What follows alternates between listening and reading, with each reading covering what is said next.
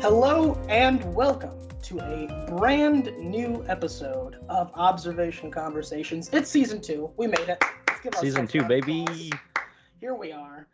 New and hopefully improved. We'll see. It's a long shot. But my name is Jonathan Goodisnor. I am joined, as always, by my indispensable co-host, Reid Chrisman. How are you doing, Reid? I'm doing well. I'm excited for this new season.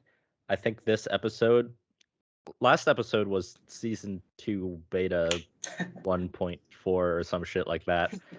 I don't know if this is just season 2 episode 1 or season 2 episode 2, but yeah, we got a brand new look, brand new vibe. We're going a little more casual this time, while our lives get a little more hectic. But it's a good change. Could you tell the folks at home a little bit about the vibe shift that is incoming? Yeah, so we decided we wanted to do just kind of a less structured format, because before we were just doing specifically movie reviews and like trailer reactions, and that means we have to cut a lot of things that we like to talk about, and it also kind of stifles the natural flow of conversation, and we found that it kind of impedes our banter a little bit. But it's a new medium for both of us. It's something we're still figuring out. So this is just kind of another experiment, and we'll see how it goes. Hopefully you like it. Oh, absolutely. And just to address this briefly for all you concerned citizens out there, all of you 1 or 2 concerned citizens out there, a few days ago... I was very concerned. Yes. I care very deeply. Yeah, Reid was very concerned, and I appreciate that. A few days ago, had a minor incident where I fell down and hit my head. I'm completely fine now, but that is why I've got these Band-Aids on my head, and you may see them going forward in the next couple of episodes. But I'm fine, and thank you very much out there for your concern. It is much appreciated. And with that, is there any other housekeeping, or should we jump in? Let's just jump in. I know there are a few things in the news that you want to talk about, and I have a feeling I know what they are because everyone's talking about them. Yeah, absolutely.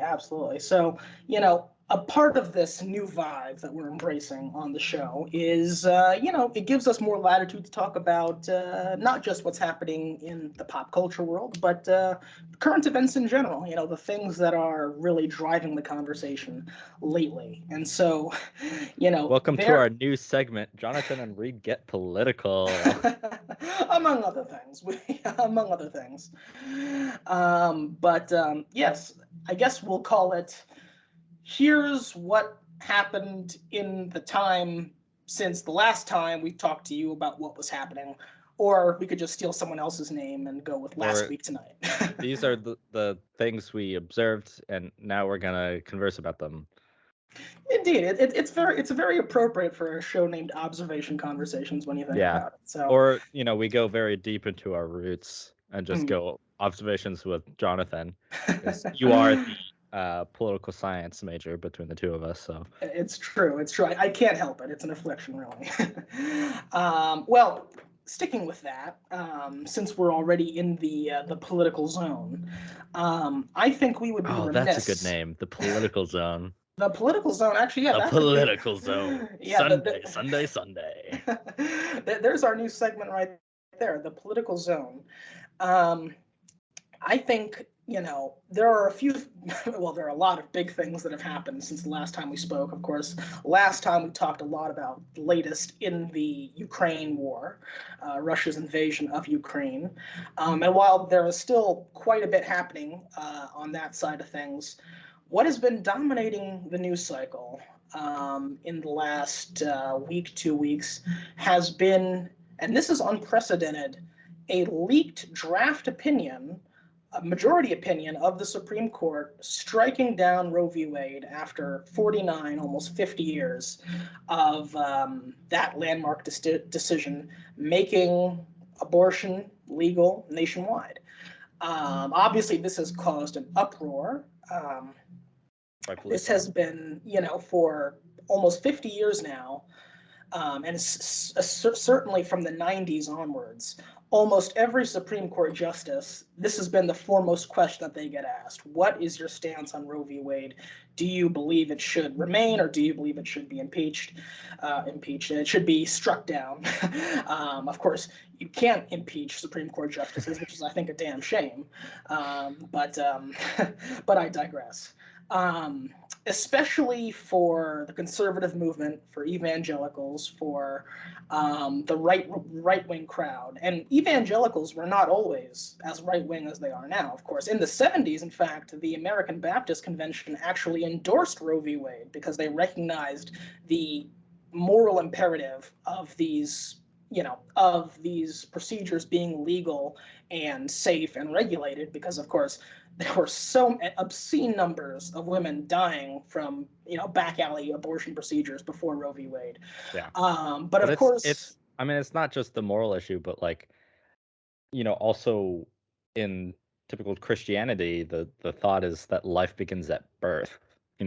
That's what is referenced in the Bible, and like each religion has its own interpretation. I'm pretty sure Judaism is, or it was either Judaism or Mormonism, but like life begins at conception, and then in the Muslim faith, it's like 10 to 15 weeks, something like that. But people tend to pick and choose like the evidence that they want to support. Yeah, then they really do. And I mean, especially from the 80s onwards, the abortion issue really became co-opted by the right-wing crowd exactly, to attract in people who are not already in their tent. So we're talking about evangelicals, Catholics, people who are culturally conservative, if not necessarily on the other side. So on and so forth. And they have made it the unifying mission of this group has been singular: to strike down and reverse Roe v. Wade. And it is not official. It is just a draft opinion. So, of course, the 5 justices in the majority, it would just take one to change their mind for it to be a different outcome. But as it stands now, it's looking likely that Roe v. Wade will be struck down in 1 month's time. Obviously, this has caused an uproar in American politics. What was your reaction when you heard about this, Reid? Sad and confused.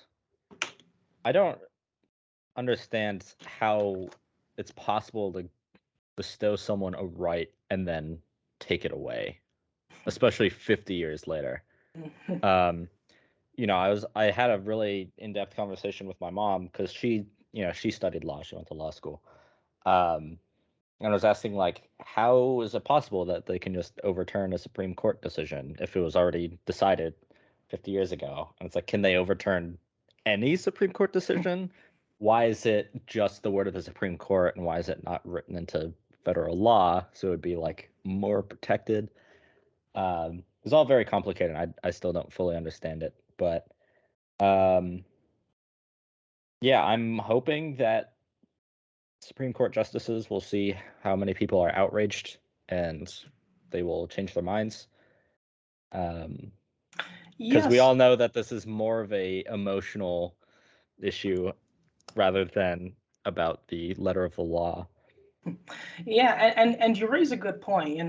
Unfortunately, this is far from the first time in American history we've had an example of a person being granted rights and then those rights being systematically stripped away afterwards, whether shortly afterwards or a long time afterwards. Of course, the most infamous example being, after the Civil War, we had Reconstruction. The 14th Amendment gave freed slaves, said that you are entitled to full citizenship just like anybody else. But of course, after Reconstruction, because there was real progress during the Reconstruction years, but after the revanchist South, obviously, came back into power and ended Reconstruction, it would be almost 100 years before, blacks, obviously, most obviously, but, really racial minorities across the board would get a shot at full rights again in Yeah. the civil rights movement in the 1960s. So yeah, this has happened before in American history, but it is no less shocking and tragic, to be sure. I mean, I think that we have to be very clear about what we're talking about here. We're talking about the bodily autonomy of 50% of our population being hugely reduced, hugely curtailed. Also, I just want to add, there's a law about 50% of the population. And it's also, I've read that it's supported by like 80% of people. 80% of people are in Oh favor yeah, of abortion. yeah, no, yeah. Roe So v. Wade is it should not be a debate that's happening in the first place. no, Yet absolutely, here we yeah, are. yeah. Roe v. Wade is hugely popular. I mean, there is no question that the majority is on the side of maintaining Roe v. Wade as it exists. But again, you have a very concerted, highly motivated conservative movement, which has for decades been working towards this singular goal, which is install justices who will strike down Roe v. Wade. Previously, you had, because there's been a conservative majority on the court for a long time now, but there's always been, I guess, what you might call institutionalists. I think that word is kind of overused in the last few years. But you have people who, despite their own ideological preferences, they recognize that the Supreme Court has an obligation to uphold their own precedents. Yeah. I mean, there's unless the legal reasoning has changed in a fundamental way, that is literally the number one job of a Supreme Court justice, which is to understand and respect the precedents of the past. And this has Which been is why I don't get that you can just overturn a previous ruling. Like, yeah, and it was already this decided, but and this has been on the books for 50 years. It's already been upheld once in 1992, and so it's one of those things where you just have to say, it's shocking, but it's not surprising. yeah. We've seen this coming for a Yeah. long time, and especially those three justices that were put on the bench by Donald Trump, Gorsuch, Kavanaugh, and Barrett. They were all disingenuous, and we knew they were all disingenuous when they said that they were going to, respect precedent. I mean, they are all backed up by the Heritage Foundation, by these groups who are singularly dedicated towards putting conservative legal activists on the Supreme Court to do exactly this. And so, and of course, we already knew that Thomas and Alito were hard right, justices. So they were never going to be our friends. So that's where we are essentially. You have, and the worst part about it is, the most anti-democratic part about it is that two of those justices, well, so here's the thing. Roberts and Alito were both appointed to the court during George W. Bush's first term, right? When George W. Bush did not win the popular vote, right? At least Roberts was. Alito may have been the second term. I'll have to go back and look at that. But then, of But it's course, still appointed by a president who lost the popular vote. exactly, a president who wouldn't have been the president if it was just down to the popular vote. Yes. And in many ways, even if you look at the Electoral College, there's definitely a case to be made that Bush stole that race, or at least his brother, the governor of the pivotal state. I mean, isn't that crazy? There's a candidate running for president, and it comes down to less than 600 votes in a state where of like 20 million cast or something, and the governor of that state is the candidate's brother. I mean, can you believe that? It's a little fishy. It's kind of fishy. Isn't that crazy? Anyway, and of course, the Supreme Court basically gift wrapped the presidency. The Supreme Court in 2000 gift wrapped the presidency to Bush. That's a whole other thing. Yeah. But yes, he would not have been president if not for the popular vote. And then, of course, Donald Trump did not win the popular vote in 2016. And the first seat, Gorsuch's seat, was stolen because that was a seat that was vacated during Obama's last year, and Mitch McConnell wouldn't even hold a hearing for Merrick Garland. So that's a stolen seat. Kavanaugh, there's not much we could do about that because they just, they had the majority in the Senate. Kavanaugh maybe should be in jail for being a possible probable rapist. Yeah, well, That's kind of a big thing. Yeah, that's the thing, is that, just from the point of how he got to the court, there's not much we could have done to stop him because the Republicans had the majority at that time. But yeah, Kavanaugh is obviously hugely problematic for other reasons. And of course, it makes it even more ironic, considering what the allegations against him are, that he's now ruling on this issue, Yep. which is so relevant to all American women. And then, of course, you have Amy Coney Barrett, perhaps the most egregious of them all, and that's saying something, because that is a seat that opened up just 5 weeks, 6 weeks before the presidential election. Mitch McConnell, by his own logic, said in 2016, the American people should have a say in who their next Supreme Court justice is. That was his stated rationale for holding that seat open for almost a year. But of course, with only a month and a half left before the 2020 election, he raced at breakneck speed to make sure that Barrett got on the court just in time. What a dick. What a massive dick he is. Oh, he's the worst. I mean, there's a reason why they call him the Grim Reaper of the Senate. I mean, he's, I mean, he's just. I thought it was because he was old and looks like death, but. Well, that too.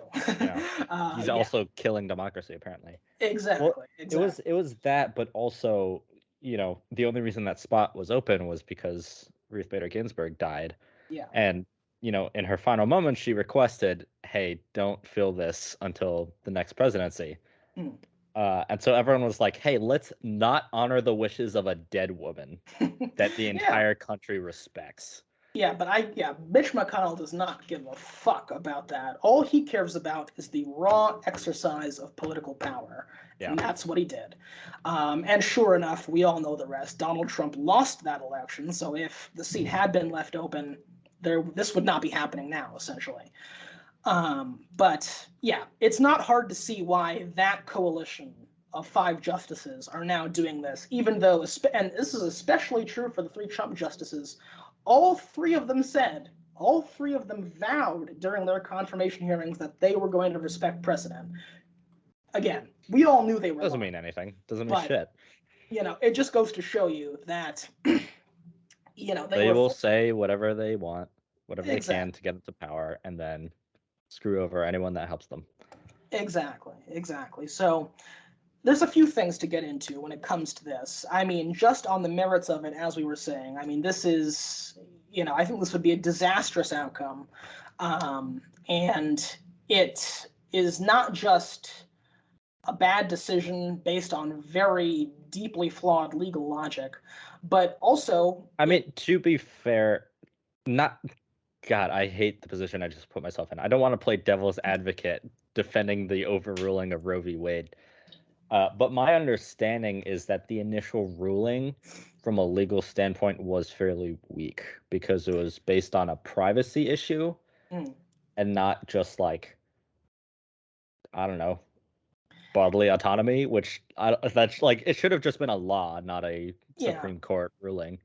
And that's the argument that's been made for decades. And there have even been critiques of Roe v. Wade from the left, essentially making that same case.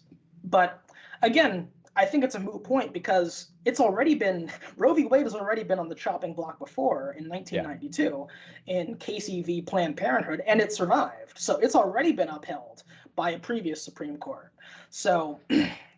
You know how in like criminal cases you can't be charged twice for the same crime? I feel like there should be an equivalent for challenging Supreme Court rulings. Where it's like, if it's already been challenged once, or if it's been challenged, like if it was been ruled one way once and then challenged and hasn't changed, then you just can't challenge it anymore because it's a waste of time. Yeah. I mean, I think the most obscene thing about it is that this court is now coming very close to saying that corporations have more agency as individuals than pregnant women do. Oh my God. That's just the level that we're at now. So it's a corporations terrible are people too. Exactly. I mean, that was the logic of Citizens United. I mean, the only reason they're making that argument is because there are current laws that prevent corporations from donating a certain amount to campaigns. Yeah. So if they make corporations people, then They can, they can yeah, donate however much they want. exactly. Wow, it's So almost like the GOP is blatantly corrupt. that's, yeah, Who would have guessed? yeah, that's a whole, we could do a whole episode just on that. But of course, the even more worrying thing about it, when that's saying something, because that's very worrying in and of itself, is that now you have a lot of people who are ringing the alarm bell saying that if this is the logic that the Supreme Court is applying to strike down Roe v. Wade, that because the right to obtain a safe and legal abortion is not specifically enumerated in the Constitution, then what other rights now come up for debate again that we thought were Well, settled? the next thing is probably going to be gay marriage. Yeah, gay Probably going to marriage. seek to overturn that. Yeah. There's a certain pattern to. You can kind of picture the debate between Republicans and Democrats, at least in terms of social issues, as a massive game of tug of war. Um, and it's progressives have been winning for hundreds of years because we continue to progress, and that's just how time works. Yeah. But conservatives are currently constantly trying to pull it back. And so right now, most of the attacks are on transgender people, and things like the Don't Say Gay bill was hugely problematic. And then they want to take away gay rights. So after Roe v. Wade, they'll probably go after gay marriage. Um, and they'll kind of keep working backwards until the only rights that are protected are of those of straight white males. And that's just what they want. Yeah, And yeah. I don't understand. Well, I understand why they want it, because it's very self-serving, and elitist.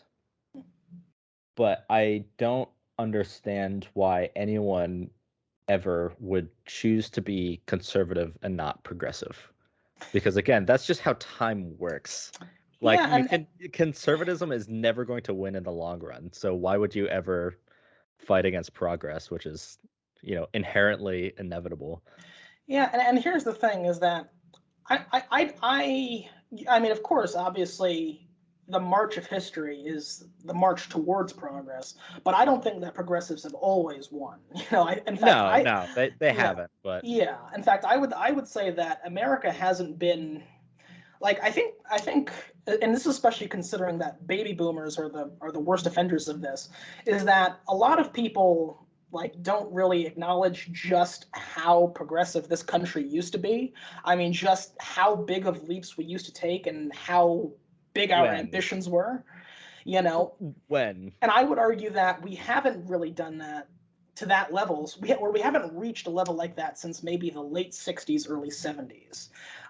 Really, since then, it's been, of course, and now it's not always just straight up or straight down, but I think that there has been a much greater level of conservative mood in the nation since that time. Obviously, you had the Reagan Revolution, you had the Bill Clinton's presidency, which was Democrats can't win as Democrats anymore, so Democrats can only be Republican light if they want to win. Then have to be obviously you had, centrist, yeah. yeah, then you had obviously W's 8 years, and then Obama was a step in the right direction again, but his presidency was more technocratic than progressive, I would say. Yeah.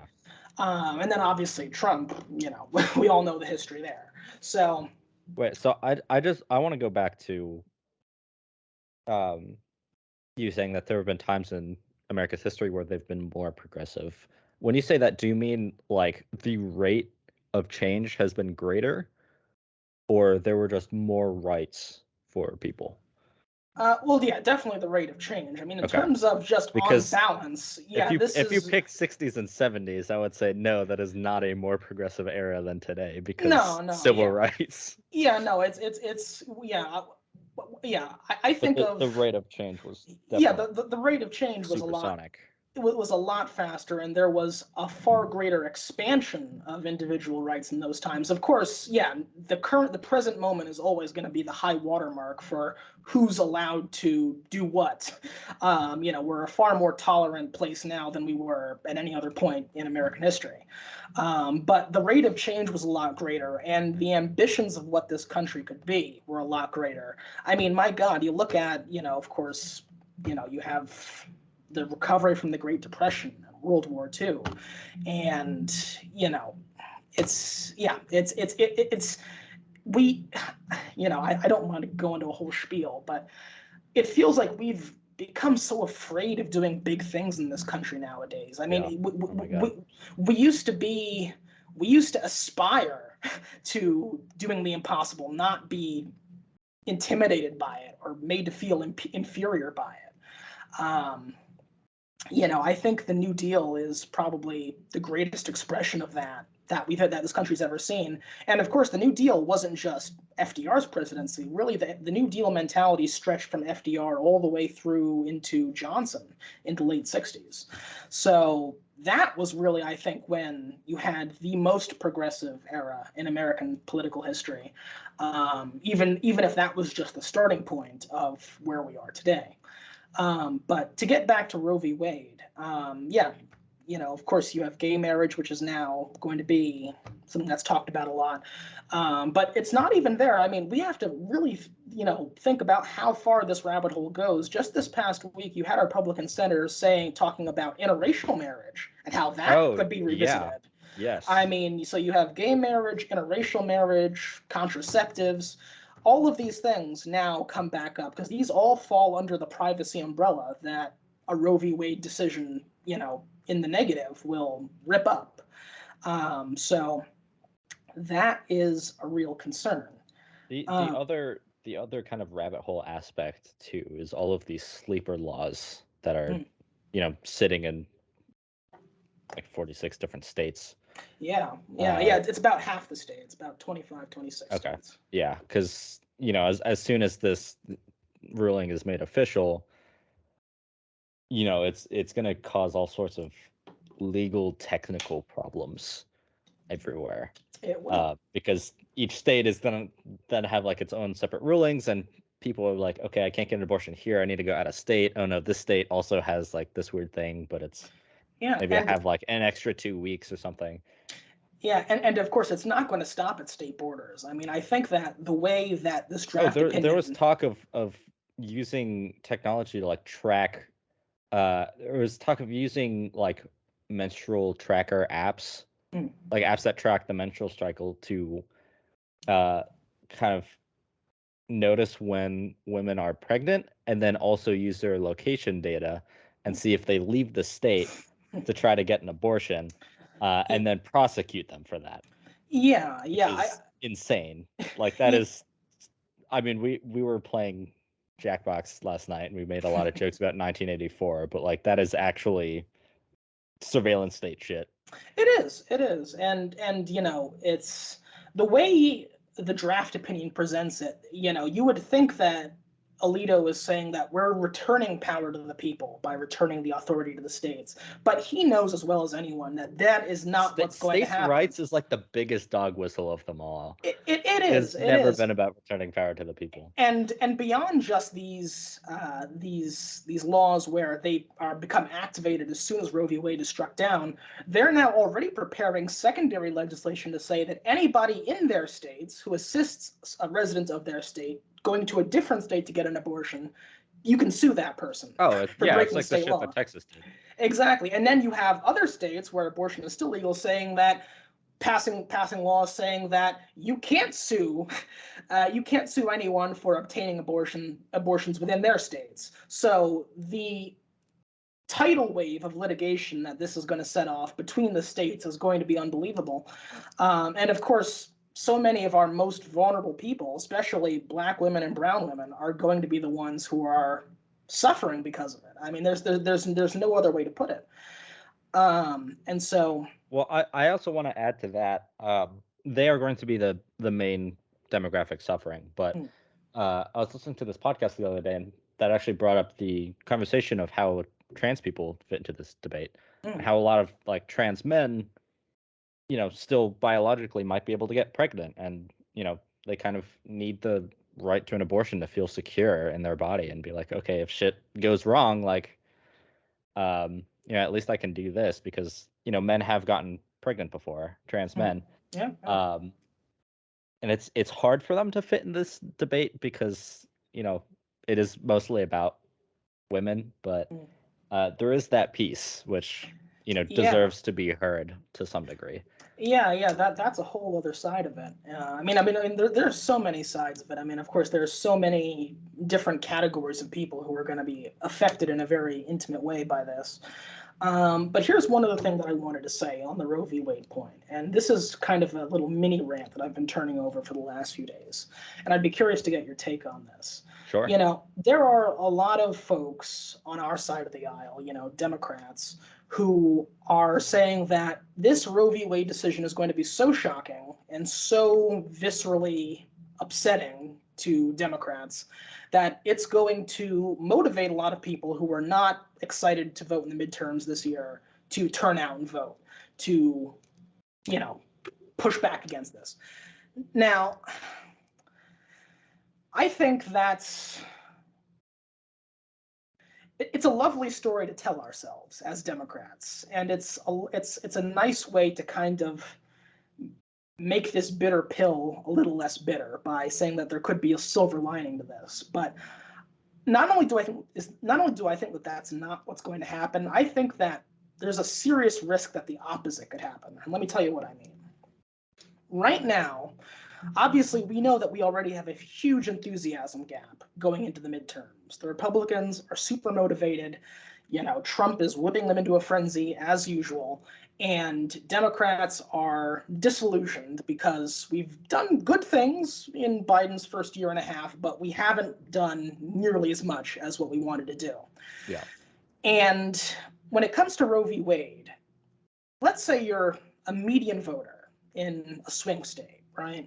You are interested in politics, but you're kind of turned off by the division, right? You just want to hear about bread and butter issues, right? You don't really care about cable news and the partisan food fights. You look at what's happening with Roe v. Wade, and you care about Roe v. Wade. You support it generally. Maybe you're not, maybe you're not someone who supports carte blanche abortion accessibility, but you want common sense restrictions, but still have it be available.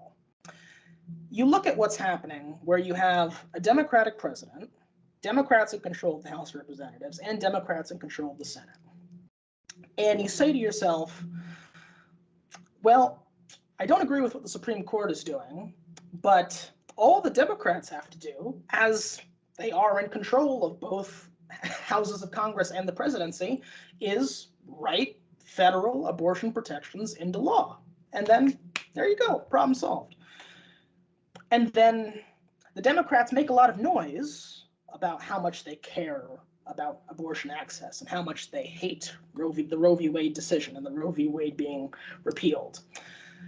And they try to codify Roe v. Wade's protections into law, and they fail, as they already have done, as just happened yesterday. Well, now you step back and you think to yourself, well, hold on a second. The Republicans aren't stopping you. You control Congress. You've got a Democratic president. If the filibuster is what's preventing you from codifying Roe v. Wade, then as the party in the majority, you can just end the filibuster. And then 48 Senate Democrats say, we'd love to destroy the filibuster, but we can't because two of our fellow Democrats just stop us every time. And that's the same reason we couldn't do voting rights. And it's the same reason we couldn't do Build Back Better. Joe Manchin. You remember those things that we ran on in 2020 that you voted us in to do? When we told you, number one, we'll get rid of Trump, and number two, that we'll do Build Back Better and we'll do voting rights. Yeah, we really tried to do that, and we failed. We gave it our darnest, but This because problem of eludes us. There's because nothing of that we can do. the filibuster, which we have the power to end, but we won't, even though when the Republicans want to remove the filibuster, as they did for Supreme Court nominees, they do it without a second thought. Well, now this hypothetical median voter says, well, fuck, the Democrats are feckless. If they can't do the core things that they ran on, that I voted for you guys last time to do, in addition to getting rid of Trump, why should I give a shit about supporting you again? Now Trump is gone, and maybe my standard, only vaguely Trumpy Republican in my state, maybe they should be back in power. Maybe they'll get done what the Democrats failed to do for 2 years. That's my fear of the conversation that's going to happen. Roe v. Wade is going to be another opening that exposes just how badly we've struggled with a lot of the things that we've said we were going to do in 2020. Build Back Better was a hugely embarrassing fight, between ourselves. And that was on full display for the country. And of course, Joe Manchin announced he wasn't going to vote for it right before Christmas, just to, as an extra little turd on our doorstep. And then we tried to do voting rights, and we got blocked on that too because of the filibuster. And now we can't do this for Roe v. Wade because of the filibuster. People will say, people in swing states, in states that are going to make all the difference, like the state I live in now, Florida, are going to say, well, what's the point of Democrats then? We gave you a chance, we gave you power, and you couldn't fucking wield it. That's the thing is about Republicans, is that they may be just straight up evil, but they know how to wield power. When they want to do something, they do it. The thing is that they don't really want to do anything other than just tear shit down and install judges. But when they want to do something, they do it. And we saw what happened last year and you know this because you live in New Jersey. The governor's race was very close last year, and we lost the governor's race in Virginia. That was supposed to be in the bag for us. So they're coming for us, and I'm very worried about the midterms. It's the American Rescue Plan was great. A lot of good stuff in that. We got the nation vaccinated. That's huge. But it was almost too much good stuff too early. Like literally Biden gets inaugurated. 2 months later, we passed the American Rescue Plan. And it's like Biden was already basking in his new president glow. Like it was too big of a win too fast, because now, it's a year later and everyone's forgotten about it. And all we're talking about is the things that Democrats have failed to do. So yeah, I think it's going to be a problem. Democrats are extremely weak. It's a very weak party. And for whatever reason, Democrats just love to roll over and take it. And I think part of their whole platform is, trying to be victims and being like, hey, look how evil Republicans are. You need to vote for us and put a stop to this evil. And then they don't do shit, because once they fix things, there will be no more evil Republicans in power. It's really fucked, and makes me really disappointed all the time. What is your outlook on the midterms? Do you think that this is going to affect it? I think this is not going to encourage people to vote. I think this is going to cause more people to stay home because they are jaded and disillusioned. Yeah, I mean that's what I see. I know I'm definitely going to vote because if I can fix anything, sure, may as well try. But yeah, it's not great. Yeah. Well, the thing about you is that obviously you live in a very blue state, but you do live in that's the other thing. Is one vote in a blue state. Yeah, but you do live in a very important swing district, so voting is very important. I, of course, live in a blue district, but in a red Well, state. it's a red tinted state. It used to be a swing state. It's been shifting to the right in the last decade or two. But I'll say this. I think the Senate race that we have this year, Marco Rubio running for re-election, and I've said this before, I don't have a good feeling about it. I don't think we have a shot there, if I'm being honest. I think that Rubio is like the perfect candidate for Republicans because obviously he's already got the conservative support, he's already got the evangelical support, he's already got the white conservative support, but he's also a Cuban American from Miami, and they are the swingiest of the swing voting populations in the state, and hugely politically influential, obviously. And we saw that, I don't know if you ever saw that map after the 2020 election showing where, which counties shifted in which direction relative to 2016. And the vast majority of the country shifted towards the Democratic nominee over, their Trump support in 2016, except for a few counties. There were a few counties in South Texas. There were a few counties in California, in the Northeast, but those were places where the shift was to the right, but Biden still won.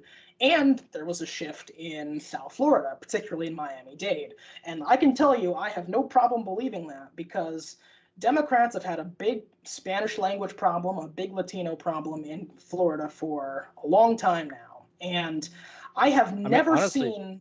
There's just a big immigrant problem with Democrats. Like Yeah, a lot of immigrants come from, more I guess just more right-leaning countries. I won't say like and fascist or totalitarian or anything, but for example, in the Philippines has been ruled by a somewhat dictator for a while, and like a lot of immigrants that come from the Philippines to the United States, they saw Trump and he was like, oh yeah, he's a strong leader, just like we have back home. and And they supported Trump, even though they were ethnic minorities. And it was like, and beyond just being culturally conservative, that is a part of it. But I have never seen a higher density of Trump signs per capita than I did driving through Hialeah in the run-up to the 2020 election. Like, you couldn't move without Trump signs, Trump flags, Trump bumper stickers, you name it. I mean, and it's, obviously it's not because Donald Trump is just so overwhelmingly popular amongst Latinos. It's that in many ways, his campaign was just trying in a way that the Democrats haven't been, I think they, that Democrats always assume that they'll get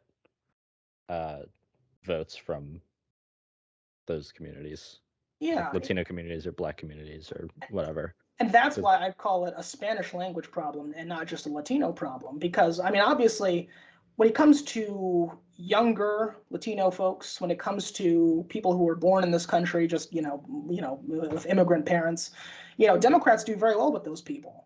It's the people who are still recent immigrants to this country, people who don't speak English very well. That's where the biggest shift to the right has been. And we just don't do a very good job of that. So anyway, I think Rubio is going to win. But we do have a governor's race. Ron DeSantis is running for re-election that I think could be more competitive. And that's actually a good segue into another news topic I wanted to touch on briefly. And this is admittedly just kind of a Florida thing. So I don't know if anybody else out there will care about this as much, but you've probably heard about it. There has been a very high-profile feud in the last few weeks between Ron DeSantis and Disney. oh yeah, yes. Yes, and This of is an course, interesting one. yeah, and Ron DeSantis, it feels like ancient history, but when he ran in 2018, he was a conservative, but when he won and in his first few months of being governor, it almost seemed like he was going to be someone who could have some appeal across the aisle. It wasn't just right wing all the time. It was, more moderate decisions, more moderate appointments. And that was very heartening. But then obviously with 2020 and the pandemic, he went hard right and he stayed there ever since because, as we all know, he wants to run for president in 2024. And so, of course, part of being someone who's essentially already running for president now, is fighting the culture war on every level. And so recently, a few months ago, his administration passed the Don't Say Gay bill, which is, again, that's a whole other can of worms. Suffice to say, it's a Old news. very, Old yeah, news. it's a Kind of. very bad and nonsensical law. Yeah. But it's essentially just messaging for the culture war. Yeah, it's a And purely performative law. Like it doesn't actually. I mean, it does have harmful effects, but like it is also aimed at K through third grade or right. sixth grade or something like that, and it's really just silly, but yeah. and of course very harmful. But basically what happened is Disney is, of course, one of the single biggest employers in this state. Disney World is based here, of course. That's a huge, I mean, thousands upon thousands of people work at Disney World, or their businesses revolve around Disney World because, of course, you have tons of hotels and transportation. I mean, it is easily one of the biggest economic drivers in the state by far. People come from around the world to go to Disney World, and so at first, Disney didn't really have any state stance on the bill because it makes sense. It doesn't directly affect their business interests, and of course, Disney, the company, is based in Burbank, California. So Yep. they just figure, let's not poke the hornet's nest that is Ron DeSantis and just go about making money. But there was a bit of a backlash within Disney corporate. Their employees said, we want the company to take a stand against this. And so their CEO, Bob Chapek, put out what I thought, I mean, it wasn't even like a forceful denunciation of Don't Say Gay. It was just like a very kind of timid, we would rather if this weren't passed. We're Yeah. not a fan of this. Disney is very slow on the LGBTQ acceptance. Right. I mean, We've been seeing a little more in their movies, but it's very slow. yeah, The timid denial of. yeah. I mean, it was not a vitriolic denunciation of the bill. It was just kind of like, we're not a fan of this, but it's not like we're going to do anything about it or we can Yeah. do anything about it. So, we just don't like it. But of course, Ron DeSantis, being the unbelievably transactional and petty and vindictive person that he is, took this as a declaration of war. And he responded by stripping Disney World of its special tax status, known as the Reedy Creek Improvement District. Now, you might be asking yourself, well, so what?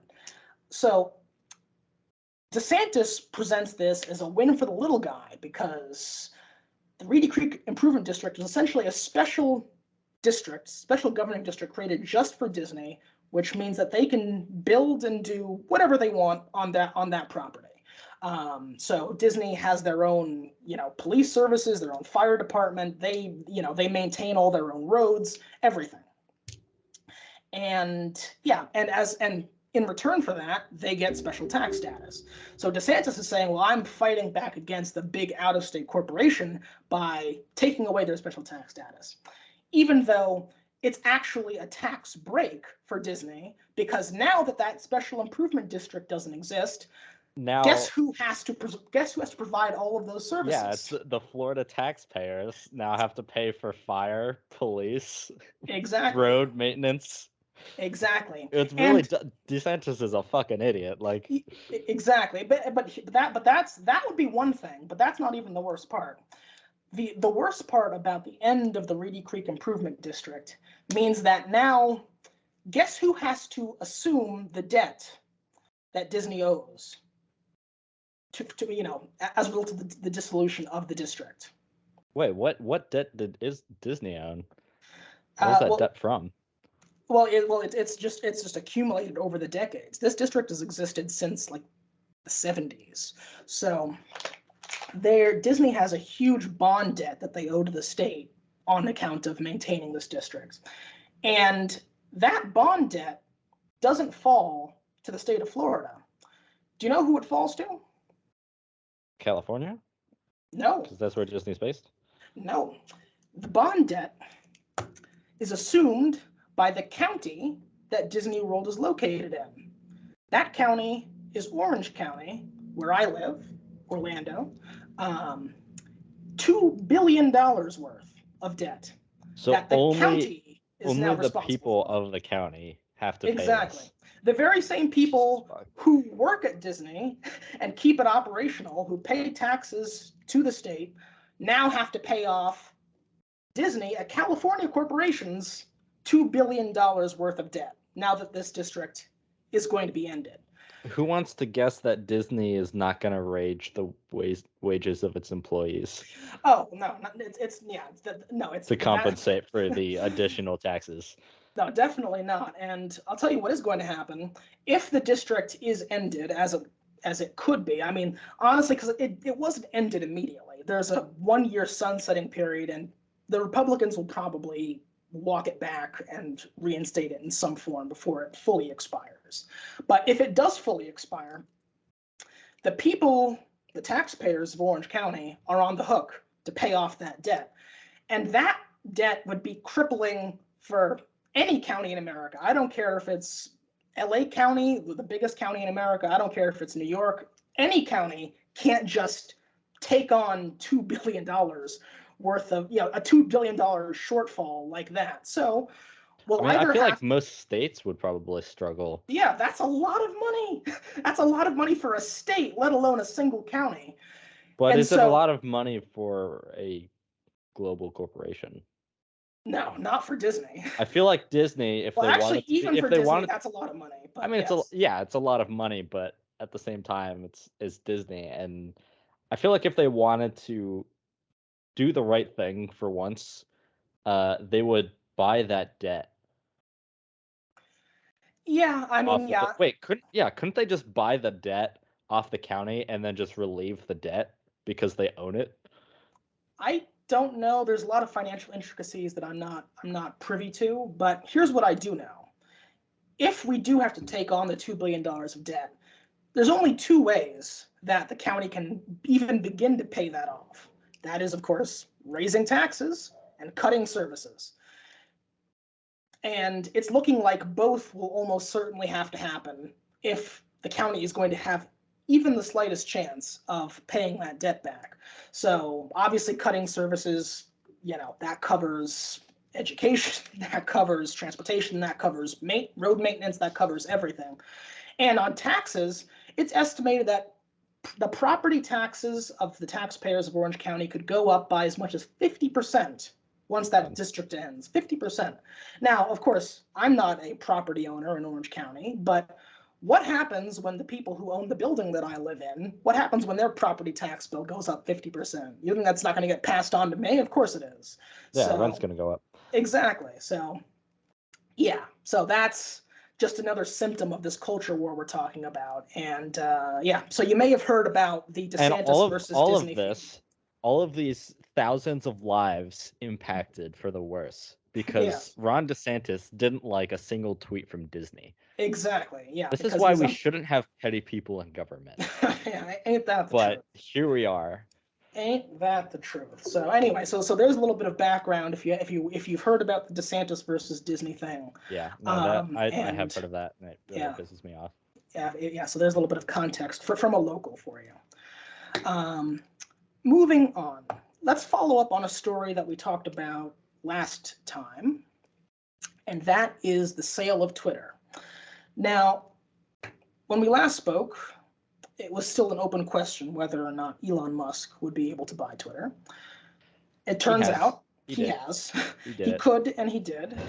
Apparently, the poison pill was just for show because the board folded immediately and sold it to him.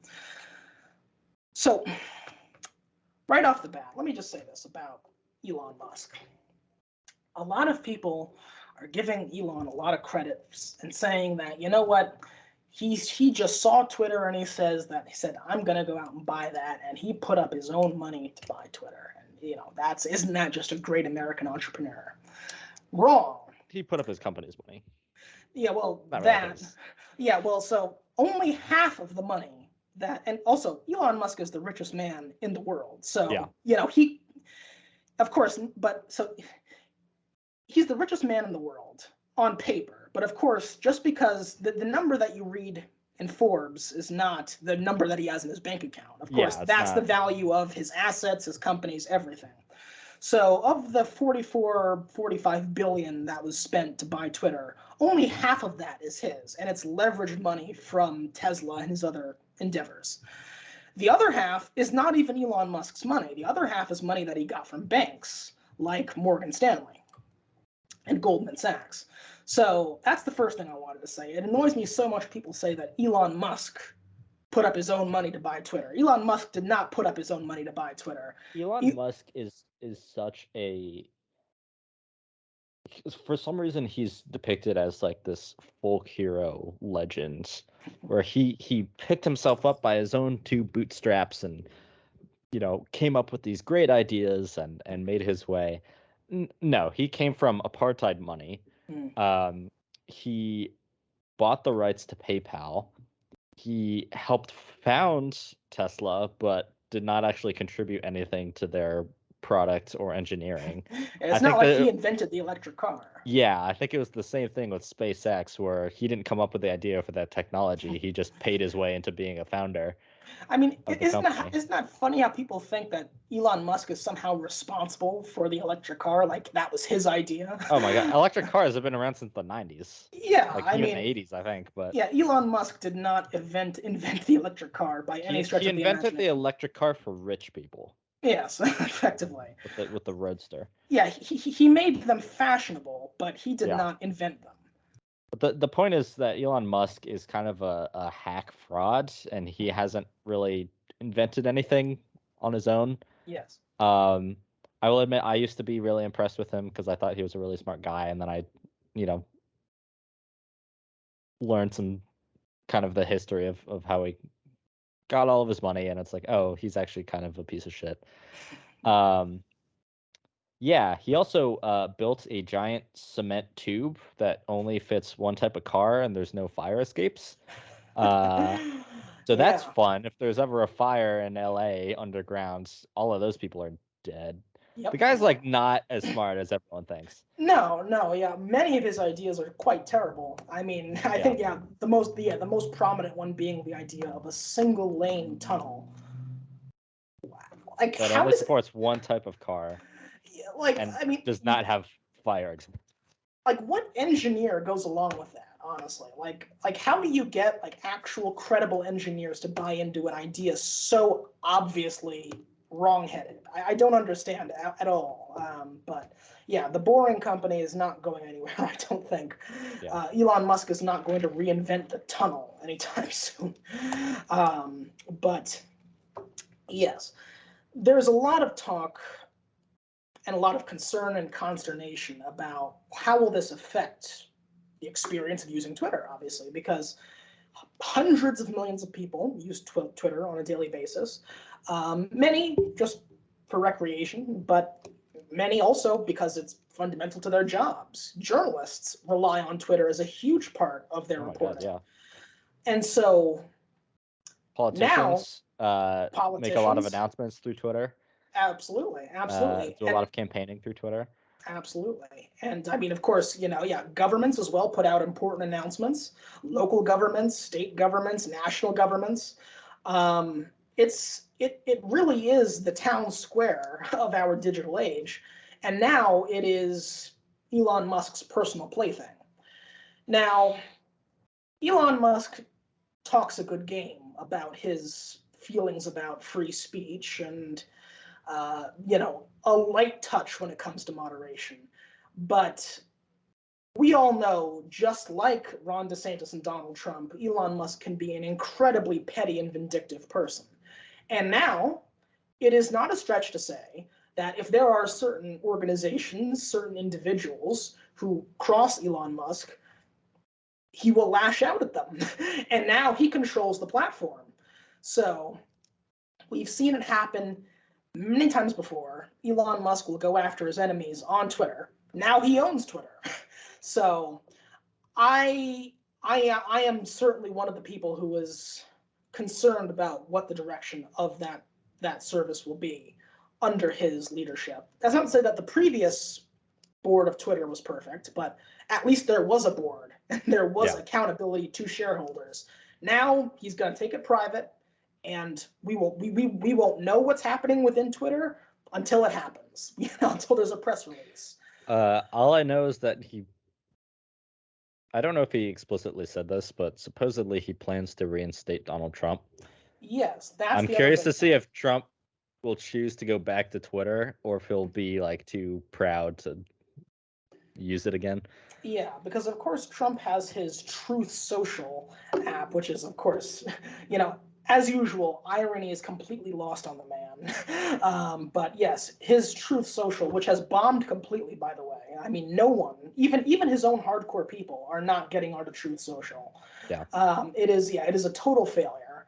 So, but of course, Donald Trump, his ego and his pride, I think, could prevent him from going back, just because doing so would be admitting defeat. That his own social media service didn't work, and now he's crawling back to Twitter after they let him back in.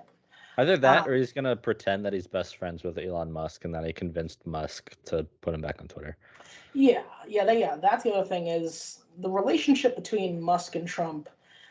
It's We don't know exactly what the nature of that relationship is. Musk claims to be this largely non-political person, but we know that he is friendly with Republican types.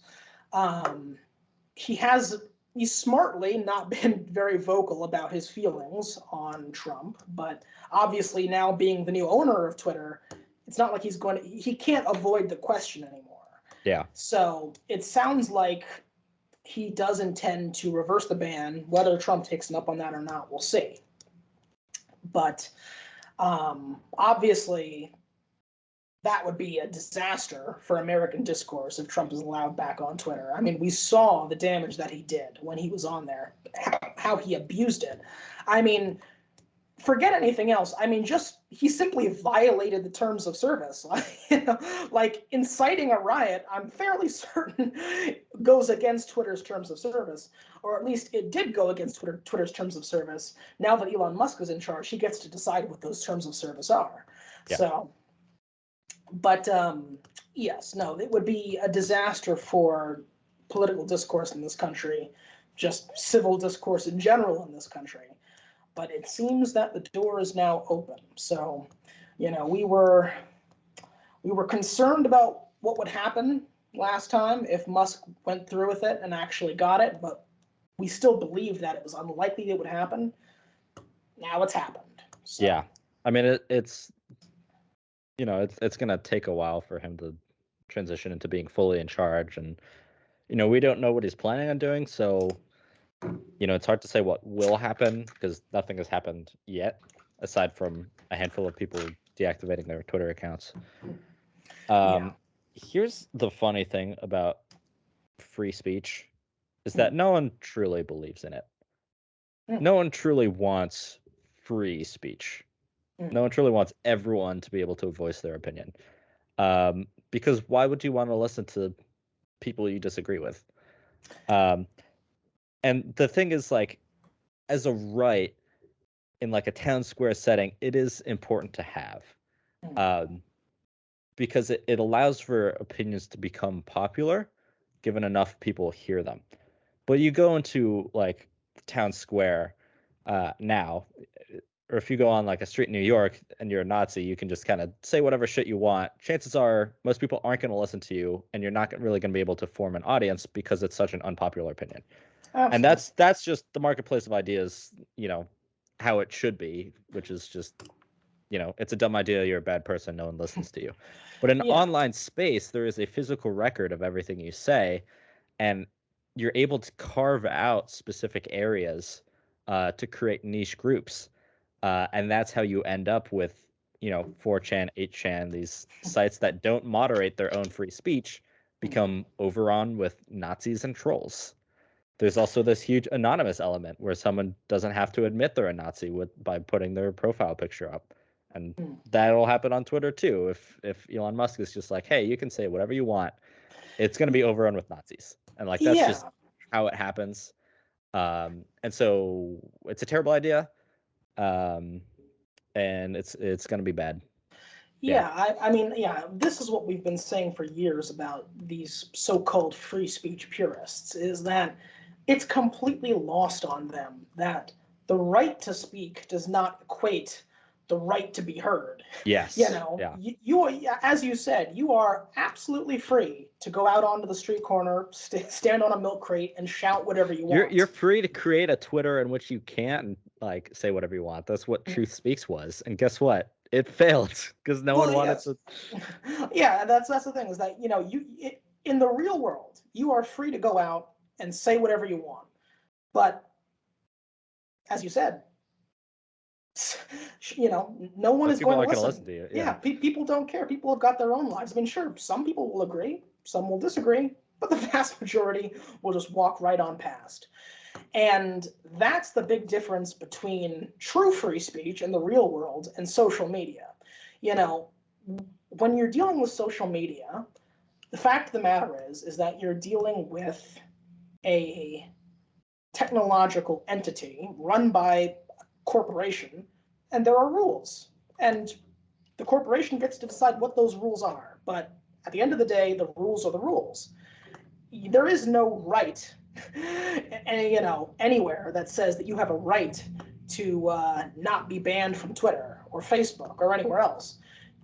If you want to peddle whatever you want to peddle, go out into the real world and peddle it. But you have no right to be on Twitter or Facebook. You're welcome to be if you want to be, if you choose to be. But if But you're if you going say to shit be, that no one likes, then don't be surprised if you get banned because yeah, don't be surprised if number one, it's unpopular, or number two, you get banned as a result, because there are rules. So, yeah, that's the fundamental contradiction of these free speech purists. There's a very, very I important think difference. I think the majority of people who claim to be free speech purists don't want to. They just want free speech so they don't get in trouble for their shitty opinions. Like that's the Yeah. thing I'm not like most free speech purists I've heard are very far right leaning Mm. white supremacist. Yeah, I mean, it's a fig leaf, really. They they're saying, they cry that they're being canceled because because Cancel their culture is not a thing.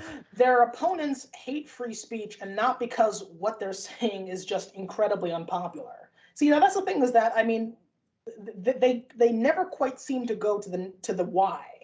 Yeah. It's always just, they hate free speech, therefore they hate me. Not, the thing I'm saying is so unpopular that people are having a visceral reaction to it.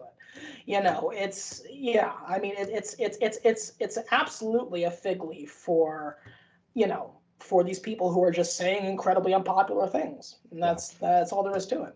And I just want to say that cancel culture is not really a thing. Yeah. Some people, have gotten like truly canceled, but that's also because they kind of got into legal trouble. Like Kevin Spacey, rapist, Right. shouldn't be hired, truly canceled because, that's detestable shit. But like so Yeah, but many so many people on Twitter are like, "Oh, I got canceled." And then they go onto Fox News, a national platform, and then they say, "Oh, no one's letting me speak. No one's giving me a platform. I got canceled." Did you know that Louis C.K. won a Grammy album this year? no, I didn't know Louis C.K., the comedian who got canceled for masturbating in front of like female that. office Yeah, workers. but here's the thing He won about a that, Grammy. though. He's not canceled. Cancel culture isn't really a thing. It's just, people complaining that they are now receiving criticism to their face via social media.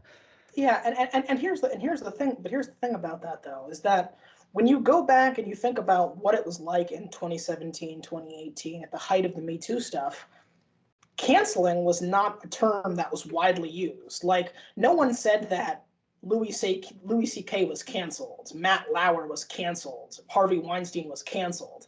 I mean, they were You say just, that they're sex offenders. exactly, yeah, they're just straight up criminals. Yeah. Like, Yeah. like There's cancellation bad was, people. Yeah. yeah, cancellation was not a term that was widely used when all that stuff was happening.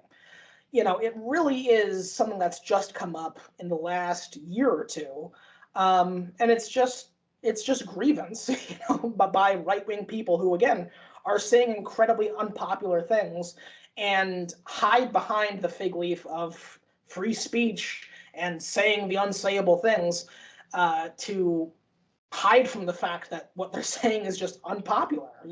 The reason that people are reacting so negatively is because they feel negatively about the thing you're saying. That's it. I mean, if you were saying more popular stuff, fewer people would hate you. Yeah, it's as simple as that. Yeah. So Not hard. yeah, It's not hard at all. So cancellation is not like it's entirely an invention of the last year or two. All right, well that's the heavy stuff. Let's move to some lighter fare. Doctor Strange and the Multiverse of Madness came out last week, Have you and seen it yet? I have not seen it, so we can't talk Yeah, about it. I haven't seen it yet either. Mm. We were possibly gonna see it for Mother's Day, but my mom wanted to see Everything Everywhere All at Once, which I'm really glad because that is a favorite movie of mine now. Yes. So we had to put off Doctor Strange, and Wes is, he's home, but he's like running off doing stuff. He's out of town. We don't know when he's around, so we don't know when we're gonna go to the movies. And Instagram has been a total minefield. Oh my God. I've been spoiled on like 3 or 4 different things at this point, and I'm just because it's in a thumbnail, like I have no chance to avoid it, and it's yeah. I'm really getting anxious about seeing this movie so I can. Likewise, yeah, likewise. Not be spoiled. Yeah, likewise. I mean, Twitter likewise has been a total minefield. Oh my I God. I think I've been able to avoid. I mean, there are a few things that I've seen that obviously I wish I hadn't seen, but for the most part, I haven't gotten major plot spoilers yet. But yeah, it's been tough to dodge in the last week. Obviously, we're huge, Marvel fans, Marvel shills, so we're very excited to see it. But yeah, we'll talk about it when we see it, I guess. Do you know what I do want to talk about though? What's that? Have you been keeping up with Moon Knight? I have. I've watched all 6 episodes. I was really disappointed with the last episode.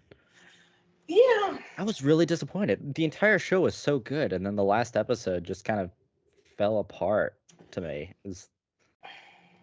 Wasn't Yeah. great. Yeah. I don't know if you felt the same way. I do, or at least I think I do. Honestly, I'm still kind of trying to figure out what side I come down on. On the whole, I really liked Moon Knight. I think Moon Knight was a very entertaining, enjoyable show. I think it set itself apart from the other stuff in the MCU and the other stuff on, the MCU on Disney Plus. So on the whole, I think Moon Knight was a success. We've had this conversation before. I know you don't agree. Hawkeye is still my favorite. I think WandaVision is after that. And then I would probably put Moon Knight and then Loki and then What If, then Falcon Winter Soldier. So I did enjoy it on the whole. But I think my gripe with it is the 6-episode formula that we've gotten from almost all of the MCU on Disney Plus shows now. Falcon Winter Soldier was 6, Loki was 6, Hawkeye was 6, this was 6. I thought Loki was 8. Was it? I thought some shows were 8, and then there were a couple that were 6. Well, WandaVision was 9. What If that was 9. Like 8 or 10 9. to Yeah. 12. Yeah. It was, I think, high single digits. I'll go back and look at it. Maybe Loki was 7, but I know that Falcon Winter Soldier was 6 and Hawkeye was 6, and this is 6. Yeah. And in fact, let me just look it up now just to see. I'm pretty sure Loki was. I thought Loki was longer. Let's see here. A moment.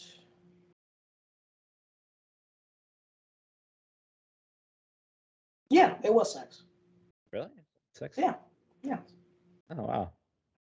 So we've had 3 of these series now that have been 6 episodes, and the 6-episode formula is starting to feel familiar. I have to say, it felt like the plot progression that we got over the course of Moon Knight, it felt like it mapped on almost exactly to what we got out of those previous series that that also had that structure. And it's disappointing because I think the strongest selling point Moon Knight had was how different it was from what we had seen previously. But it just feels like, okay, let me put it this way. If I had to try to summarize it. So episode 1 of the 6-episode formula is introducing us to the scenario, the situation. Of course, Falcon Winter Soldier, that's where we were introduced to some flag smashers, and by the end, we're introduced to the idea of John Walker being the new Captain America. And Loki, the TVA. And Hawkeye, Kate Bishop, and the whole murder mystery thing. And this one, of course, we get introduced to Stephen Grant. In episode 2, here's the hero that you recognize, the character that you recognize front and center. And I mean, we can go through, but I mean, you know, if you go back and you look at the episodes.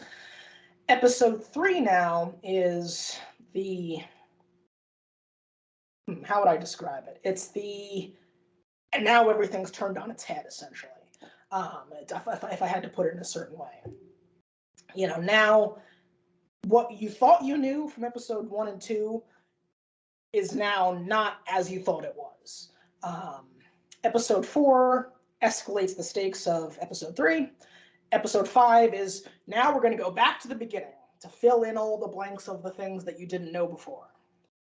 We're going to wrap up. We're going to do most of the character emotional stuff here so we can make space for the big fight at the end. And then episode 6 is the big fight. Yeah. And yeah, it's the same formula that we've gotten over several of these series now.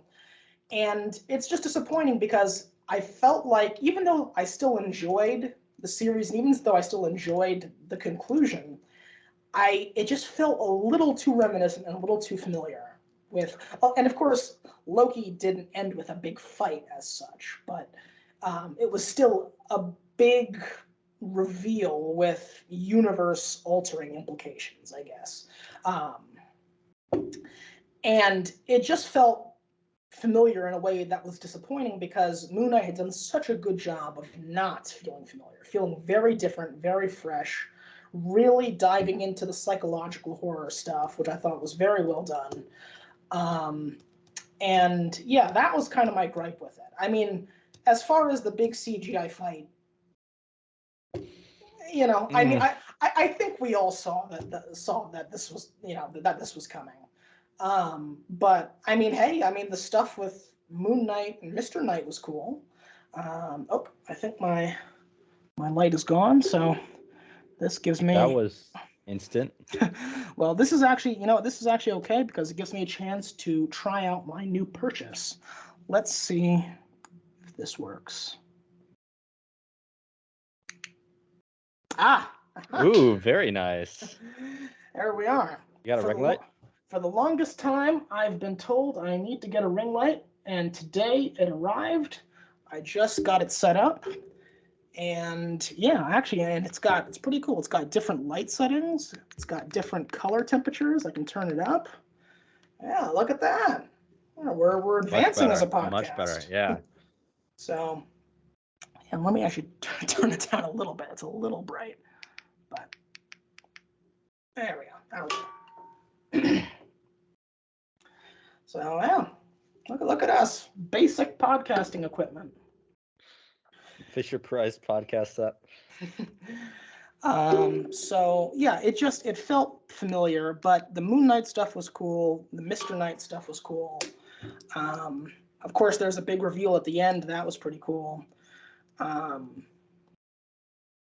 So yeah, I mean, it was fine. That's all I can say about the finale. I mean, it was fine. We wrapped up the story. I do wish that they didn't feel so compelled to make it a big CGI fight at the end, but it did not need to be. It also didn't make any sense.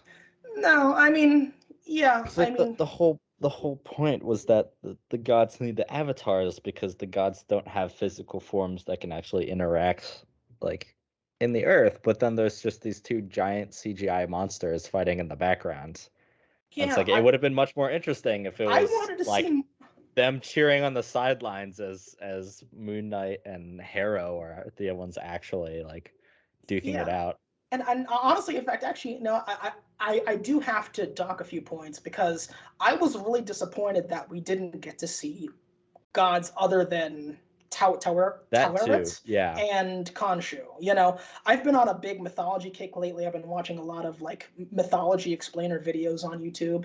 And Egyptian mythology obviously is so rich with so many great stories and these iconic gods. I mean, I wanted to see Horus, I wanted to see Osiris.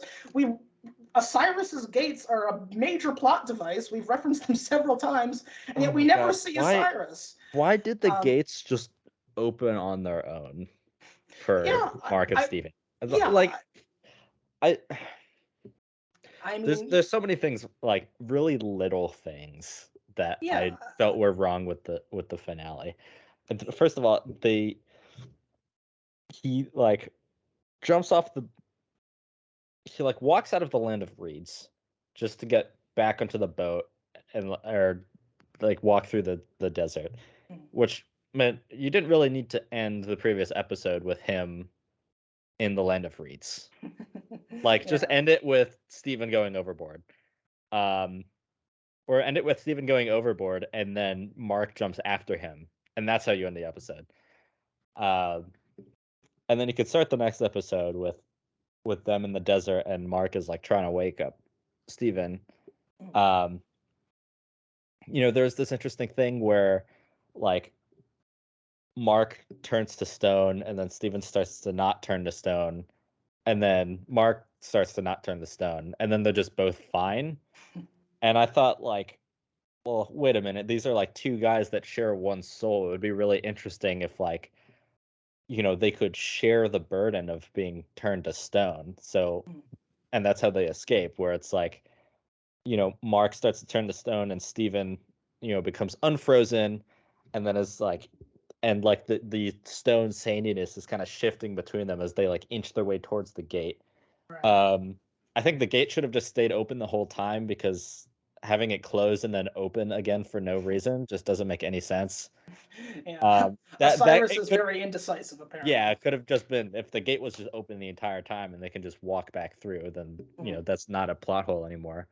Yeah, Um, So I know Laura's character is like the Scarlet Scarab or something like that. yeah, Uh, I don't know that character from the comics, but I was just confused as to why her costume is a scarab if her goddess is a hippo. Um, yeah, Not much of a correlation, so I just didn't really understand why she had wings.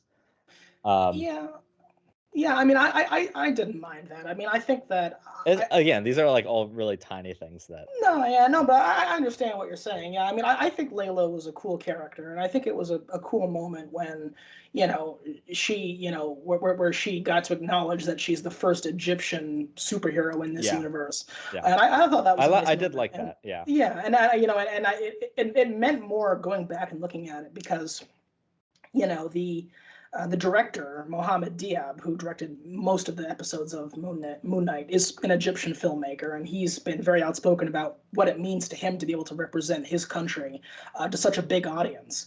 And so so I could tell that was a big moment, for him and for the creative team, and obviously for for Egyptians the world over. So that was a nice moment, and I mean it was a cool like superhero outfit. I'll Yeah. say that. I No, don't it know. looked great. It was just Yeah, I feel like they could have made it a little more unique and not a yeah, scarab. Make it. I don't know if they can make it more hippo-like, but she also just looked exactly like the Falcon, but yeah, yeah, Egyptian. yeah. I don't know if there's a real natural place for us to see that character again outside of just a Moon Knight season two. Yeah, But yeah, I didn't mind that so much. For me, that was just the big thing was what a missed opportunity to actually be able to see and visualize these gods on screen. You know, I mean, Yeah. again, I mean these iconic names: Horus, Osiris, Isis, the goddess, not the terrorists. Yep. You know, No, I I know. mean, like I mean, like these are such larger than life figures in mythology. Um, if you've never read or are not familiar with the voyage of Horus, you know, he's the sun god, you know, where he goes at nighttime. It's a fascinating I story. thought Ra was Oh the no, sun. sorry, Ra. Yes, pardon me, Ra. Yes, Ra, the sun god. It's a fascinating story of where Ra goes, you know, over the course of the nighttime. But yeah, you know, what a missed opportunity to really feature the mythology more. Yeah. Um, Then but another small thing, Moon Knight can fly apparently. So I don't know why yeah, they needed to drive around in a Jeep the entire time. Like that yeah. was dumb. That I did like kind of notice that. he's like a Batman type and he's like jumping from the rooftops and it's like, oh, he's so cool at parkour and he's kind of like a ninja and it's like, oh, he can fly. Well, that's convenient Yeah, and kind of yeah. anticlimactic. Yeah, that was I did laugh a bit when he just flew over to where the fight was. Yeah. Yeah, that was never set up before. Should They should fly not have now. yeah. Oscar I Isaac would know all about that. didn't like that. Remember that They moment fly now. from yeah Yeah, Rise of yeah, Skywalker. yes. Yeah. They fly uh, now. um, but yeah. I mean, it was just big missed opportunity. I mean, uh, yeah, I mean, it was just you know, I mean, again, like the Moon Knight, Mr. Knight, like I think they, you know, when they were fighting, it was cool, but we Yeah, just kept, I liked when they switched back and forth more. yeah, but yeah, we But kept cutting there back was to the more kaiju potential. battle, and it's just like I don't need this. I don't Yeah. care about this. Um, and plus, honestly, it kind of lets Khonshu off the hook a little bit. Like, you know, yeah, we need Khonshu's help here because otherwise Mark and Steven are going to stay dead. But I mean, he did kind of take advantage of and manipulate a dying man. Like, well, let's not forget that. Yeah. But I know they kind of came to terms at the end. But you know, like, But then also not really because he still has control over right, yeah, and so you Mark's know, body.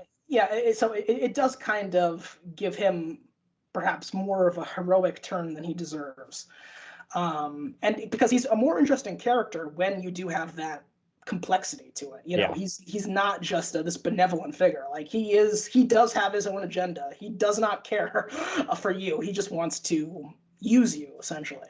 Also, Uh, the whole fucking Mark is like, oh, I'm not gonna kill Harrow, who now has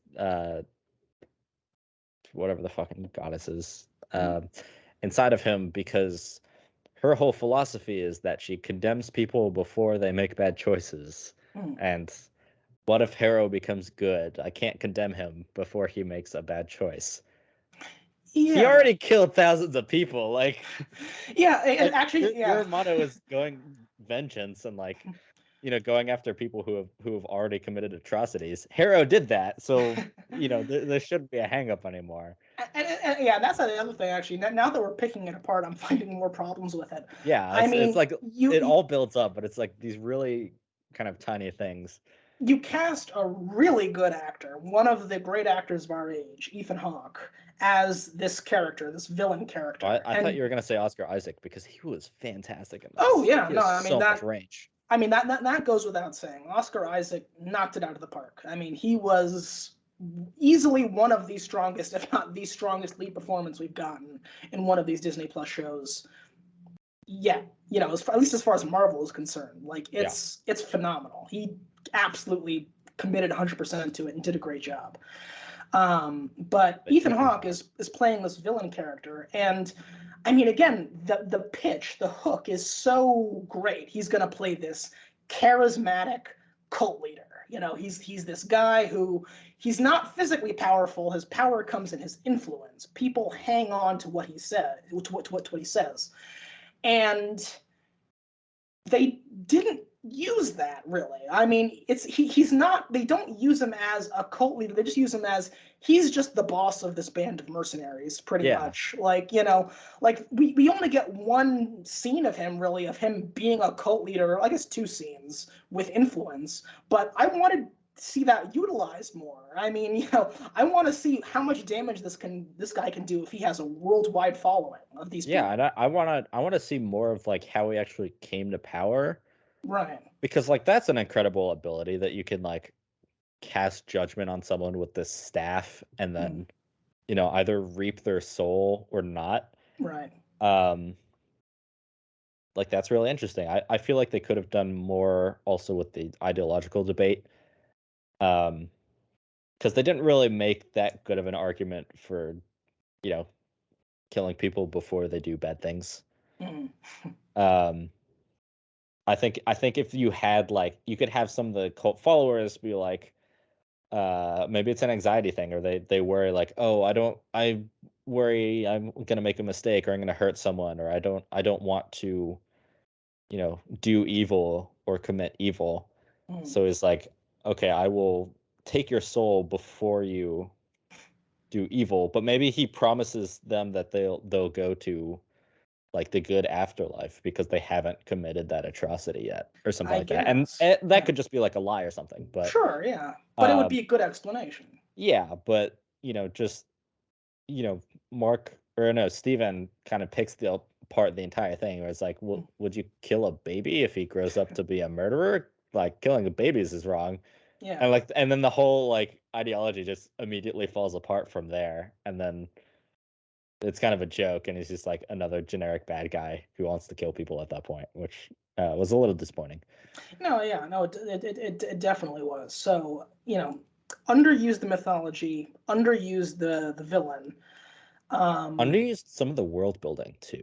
Like Yeah. there's a single scene where Layla was like talking to this mentor person of sorts who was creating her a fake passport. Mm. So clearly she's connected to some kind of network of other mercenaries and criminals, and there are these people who help you get across the borders. And it's like that seems kind of cool. I want to see more of that. Or like the Yeah. guy who was collecting ancient Egyptian antiquities, and it was like this Yeah. really wealthy guy who liked polo for some reason. Yeah, Like I yeah, want to see more of that too. Like that's yeah, what about Mark and Layla's failing marriage? Like yeah. that's a really interesting paradigm that we don't ever really explore in anything else Marvel. I mean, why even I mean, yeah, I know they're on the outs at the moment, but I mean, it seems like that's such a specific thing that they're getting a divorce. I wanted to, That explore that that that more. could have been a great like lead into topics of mental health because, Mm, Mark wanted a divorce because he wanted to hide this kind of screwed up brain of mm. his from Layla, and like maybe she would have been really accepting of it. And also if Steven sleeps with Layla, is that cheating? How would Yeah, Mark feel about it? Mark clearly didn't like Steven kissing her.